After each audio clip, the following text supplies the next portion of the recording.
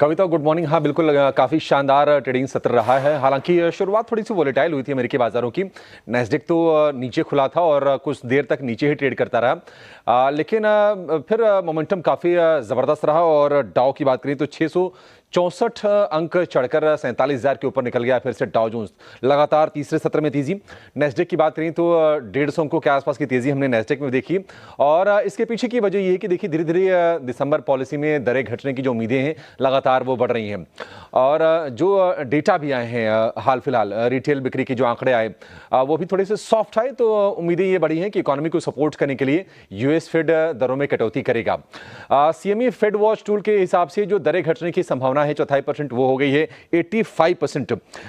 एक और चीज हुई है कि अल्फाबेट जो कि गूगल की पेरेंट कंपनी है, अल्फाबेट का शेयर पहुंच गया है रिकॉर्ड हाइज पर और अकेले नवंबर में 13 रिकॉर्ड हाइज बनाए हैं अल्फाबेट ने और नए शिखर पर कारोबार कर रहा है। और उसकी वजह यह है कि ऐसी खबरें आ रही हैं कि मेटा प्लेटफॉर्म अल्फाबेट के टीपीयू चिप्स का इस्तेमाल करने पर विचार कर रहा है 2027 से।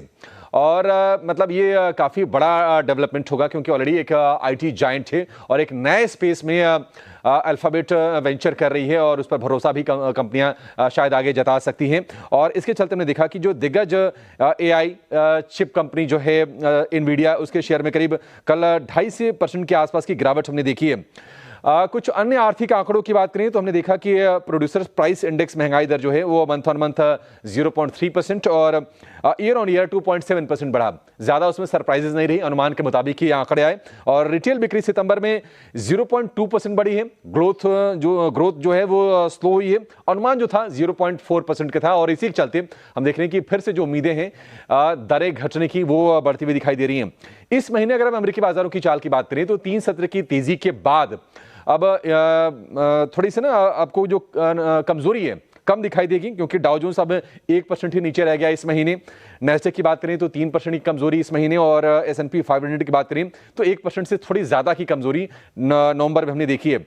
एशियाई बाजारों से भी संकेत अच्छे हैं। लगातार दूसरे सत्र में हम देख रहे हैं कि जापान के बाजार निक्केई में मजबूती है, करीब 1.5% की मजबूती। 700-750 अंक ऊपर निक्केई आपको कारोबार करता हुआ दिखाई देगा। और अगर हम कोरिया की बात करें तो लगातार तीसरे सत्र में तेजी है, 1% से ज्यादा की बढ़त पर हम कोरिया के बाजारों में कारोबार होता हुआ देख रहे हैं। अन्य संकेतों की बात करें तो अमेरिका ने जो पीस प्लान तैयार किया है यूक्रेन और रशिया के लिए, हम देख रहे हैं कि ब्रेंट क्रूड में करीब 1% की तेजी है और 1% की नरमी है, माफ कीजिएगा, और जो भाव हैं गिर के आगे हैं करीब करीब $63 के आसपास। सोने की बात करें तो दिसंबर पॉलिसी में दरें घटने की उम्मीद से सोने में तेजी आई है और गोल्ड का जो भाव है $4,140 प्रति औंस के आसपास है। डॉलर इंडेक्स लगातार 4 दिन हमने देखा कि जो लेवल था 100 के ऊपर था, उसमें थोड़ी नरमी आ रही है और डॉलर इंडेक्स आ गया है 100 के नीचे। इस वक्त हम देख रहे हैं कि 99.85 के लेवल हैं। 10 ईयर की बॉन्ड यील्ड वो भी सॉफ्ट हुई है, 4% पर आ गई है यूएस के 10 ईयर की बॉन्ड यील्ड, तो वहां से भी एक कह सकते हैं कि ठीक ठाक संकेत है। ओवरऑल आज बढ़िया संकेत पूरे ग्लोबल मार्केट से और गिफ्ट निफ्टी भी आज हम देख रहे हैं कि जोश दिखा रहा है।